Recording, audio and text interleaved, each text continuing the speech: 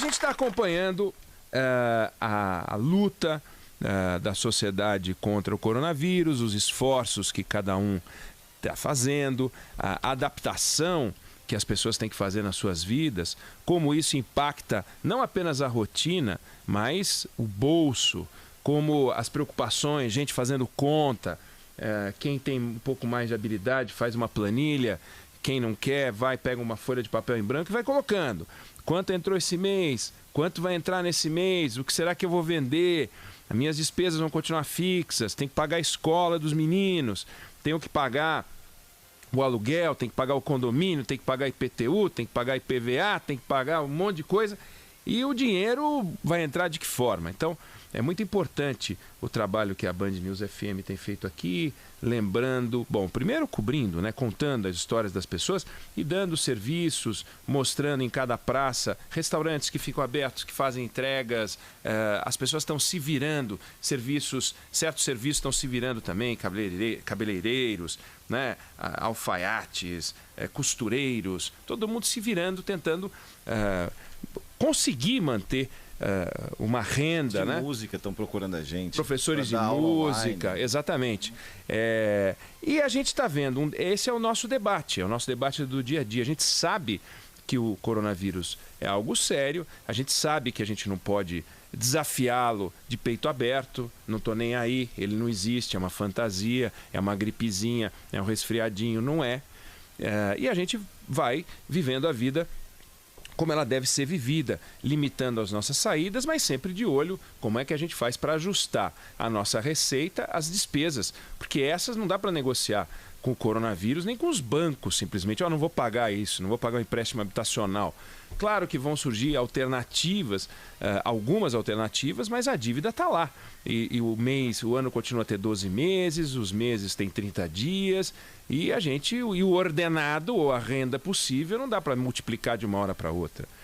A gente está vendo o que está acontecendo com a economia brasileira, os números não são bons, e não é só a economia brasileira, a economia mundial. E eu costumo dizer, a título de exemplo, quando você anda, em vez de pegar a estrada para a direita, 1 quilômetro, né? Você tinha que andar 1 quilômetro para a direita, você pega errado a estrada para a esquerda, você anda 1 quilômetro e daí então percebe que errou, você vai voltar 2 quilômetros. O quilômetro que você errou, o outro quilômetro que você tem que andar. E como você já teria andado 1 quilômetro naquela direção, 1 quilômetro errado representam 3. Em vez de chegar, você demora 3 vezes mais tempo para corrigir. Então, para corrigir uma economia que desandou, o tempo é maior. Faz um retorno com o transatlântico. E a gente deveria ter pego o Pacífico, não o Atlântico. Faz a correção. Vai levar 15 dias para voltar a rota. Então, um errinho de 2, 3 dias é 15 dias para corrigir. Fora o prejuízo, né? Fora o prejuízo. Exato, exatamente. Então, já é difícil consertar o que está desandando se todo mundo fizer as coisas que devem ser feitas. Mas a gente está vendo que os nossos governantes estão num momento esquisito, a começar do 01, né? Surgiu o 19, o Covid-19, e o Jair 01, o Bolsonaro 01, começou a se comportar de um jeito esquisito, né?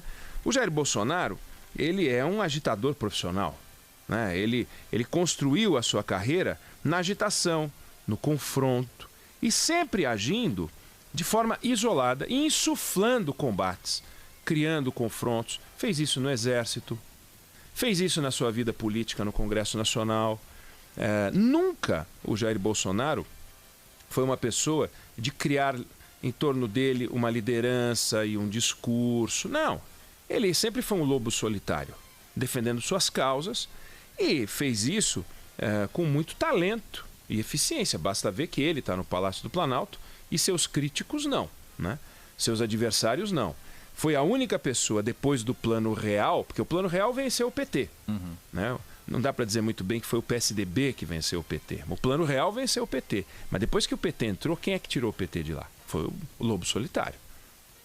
Sem dinheiro, sem estrutura, sem generais, sem coronéis. Eu não me refiro a apoio militar. Me refiro a uma estrutura de poder. Quem eram os grandes personagens? A gente foi apresentado a esses personagens depois que ele ganhou, nomes que a gente não conhecia. Só quem que é esse cara? Pô, esse cara aqui cuida da área disso e daquilo. Tem os filhos que a gente também não conhecia, né?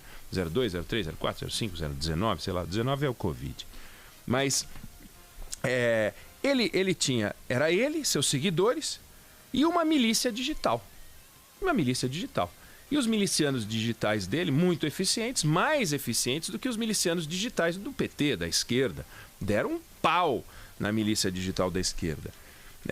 Mas um pau. É impressionante. A esquerda está catando cavaco até agora para entender o que aconteceu, né? Como é que pode um lobo solitário, sem estrutura, ter vencido o PT? E assim foi. Ele sempre polemizando, sempre agindo como o grande protagonista das discussões, dos debates, etc. Ganha a eleição, vem com um discurso de meio ambiente de confronto, vem com um discurso de formação de governo de confronto, não vou fazer concessão, não vou fazer toma lá da cá, não quero saber, briga com o Congresso. Então, esse estilo dele de confronto trouxe ele até aqui, né? O Brasil caminhava para uma retomada econômica, ele apostou seguramente de que esse discurso e essa forma de agir, fez isso na área cultural, né? Confrontando os artistas, e assim vai. Vários exemplos de confronto, muitos dos quais deram certo. De repente surgiu a Covid-19. E a Covid-19 é que nem ele. A Covid-19 age sozinha, não conta com a ajuda de ninguém, ataca e também é muito eficiente. É muito eficiente. Alguns dizem que é tão eficiente quanto outras gripes. Tudo bem, o Bolsonaro talvez tenha outros personagens da política que tenham sido tão eficientes quanto ele, mas o fato é o seguinte, o Jair Bolsonaro encontrou um personagem tão agressivo quanto ele e também lobo solitário, não está nem aí, não faz acordo com ninguém. Quem é que consegue parar o Bolsonaro? Ninguém parou o Bolsonaro. Quem é que consegue parar a Covid-19? É isso que o país está fazendo. Para parar a Covid-19, surgiu a ideia de botar as pessoas em casa. É uma ideia amalucada? Olha, é amalucada na Inglaterra, estão discutindo isso, é amalucada na Itália, é amalucada na China, é amalucada porque a OMS diz. Ou seja, todo lugar as pessoas adotaram esse caminho. E o nosso presidente, ele olhou e falou, mas vem cá, o que aconteceu agora? Eu não decido se o bar vai abrir ou não vai abrir, porque isso é municipal. Eu não decido como vai funcionar o sistema de saúde, porque isso é estadual. No que eu mando? Cadê o lobo solitário protagonizando, criando as polêmicas? O meu ministro da Saúde manda mais do que eu, fala mais do que eu. Esse negócio está esquisito. Ele vem e dá um disparo, faz um pronunciamento em cadeia de rádio e televisão e dá um disparo naqueles que formam a COGID 27, né? Tem a Covid-19, tem a COGID 27, que é o Conselho de Governadores Investidos contra a Doença, né? A COGID 27. Vai lá e dá um disparo nesses caras. E dá um disparo sugerindo que eles estão fazendo tudo errado. Que não estão dramatizando, estão exagerando e que tem um negócio chamado economia aí que deve ser observada. A gente falou disso aqui e o Bolsonaro, portanto, está administrando a sua primeira crise na condição de um chefe de algo, coisa que ele nunca foi. E nesse momento, ele está demonstrando ele está demonstrando que ele está perdido.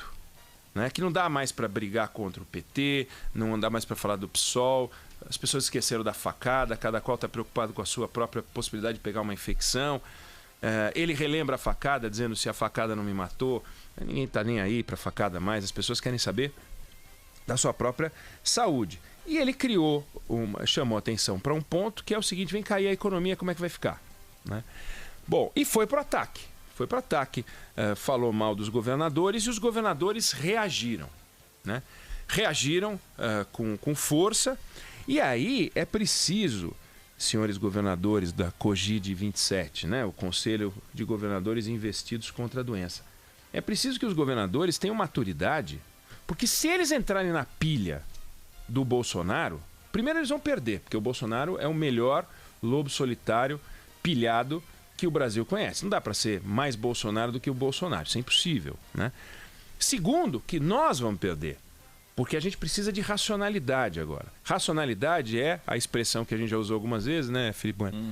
Que é pegar os adultos da sala e botar para conversar. Governadores, vem cá. Todos nós queremos saúde para nossas famílias, queremos emprego para as nossas famílias, queremos futuro para o nosso país.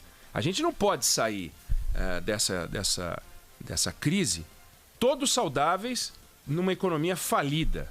Então a gente tem que encontrar um jeito de sair disso e já discutir as saídas para isso, e aí tem que entrar governadores, governo federal, os ministros setoriais e o presidente da República. Se o presidente está na pilha, está brigando, está batendo, calma, não tem que responder na mesma moeda, não tem que falar quem manda aqui sou eu, não precisa. Todo mundo sabe que quem manda no estado de Goiás é o Caiado, quem manda no estado de São Paulo é o Dória, quem manda no estado do Rio é o Witzel, naquilo que diz respeito às esferas estaduais, governamentais, mas também quem manda na cidade de São Paulo é o Bruno Covas, quem manda na cidade do Rio de Janeiro é o Marcelo Crivella, e assim vai, o Calil em Belo Horizonte.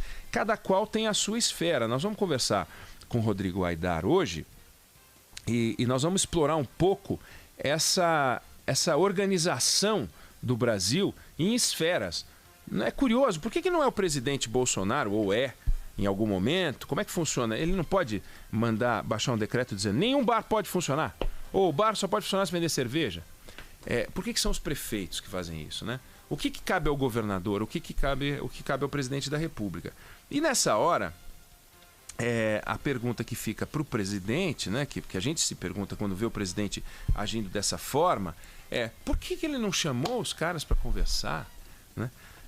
E a impressão que dá é que ele está vendo correr entre os dedos o grande ativo que a história pré-Covid-19 dizia que é o seguinte: é a economia que vai resolver quem fica e quem não fica, a economia que vai resolver quem se elege e quem não se elege, quem se reelege e quem não se reelege. E, como disse o nosso professor Zé Roberto Mendonça de Barros, a gente que teve em 2013 o último ano de crescimento, e nós estamos em 2020, e nós estamos indo para um PIB negativo, depois de ter tido 2 anos de PIB de 1% e ter tido 2 anos de recessão e tal. Então, a gente está voltando, como ele observou, se não me engano, ele falou que a indústria brasileira está voltando para 2010. Então, nós voltamos 10 anos no tempo. 10 anos do tempo com os custos de hoje, com exceção das poucas empresas, algumas que conseguiram investir em produtividade e compensar o aumento de custos. Mas o fato é que se a gente está com a capacidade produtiva de 2010 num país de 2020, primeiro que a população cresceu, então essas empresas perderam share. Esse share, esse espaço foi ocupado por quê? Por empresas estrangeiras. Cadê o capitalismo brasileiro se a gente está matando o capitalista, se a gente está matando a economia? E quando a gente não cresce em 2014, 15, 16, 17, 18, 19 e 20, nós estamos falando que a gente não tem fôlego para aguentar 2, 3 meses agora. Nós estamos num sufoco há anos que o Brasil é exemplo para o mundo de país do futuro que mais fica perto do passado do que todos os outros países. O Peru crescendo mais, Colômbia crescendo mais, Chile crescendo, todos os que estão na nossa volta crescendo mais. E aí a gente é que bate bumbo dizendo que temos as melhores praias, o melhor polo de turismo, melhor isso, melhor aquilo, recursos naturais, blá, blá, blá, blá. E os outros que não tem nada disso, nem oxigênio em alguns países, porque são tão altos que nem oxigênio tem, e eles conseguem crescer e dar aula pra gente. É aquilo, Lima tem mais restaurante estrelado hoje, que faz sucesso reconhecido internacionalmente, do que São Paulo. Não, mas São Paulo tem um monte de restaurante. Tem, mas vai no guia, nos grandes guias do mundo e vê o que está acontecendo com o Lima, né? Esquece a Covid-19 por um tempo, mas vamos olhar. Então, para o Brasil sair dessa crise, a gente precisa se organizar de um jeito e se a gente não pode contar com a serenidade do presidente, porque ele resolveu voltar a ser o personagem da campanha eleitoral, que talvez ele nunca tenha deixado de ser, mas no momento em que só tinha ele, porque o assunto era econômico, reforma da Previdência, todo mundo olhava para aquilo que ele estava dizendo. E agora está todo mundo olhando para os lados e interessado nas suas vidas, ele está perdido. A impressão que ele passa é que ele está perdido, tentando buscar de novo um protagonismo que foi para o COGID 27, que foi para os governadores.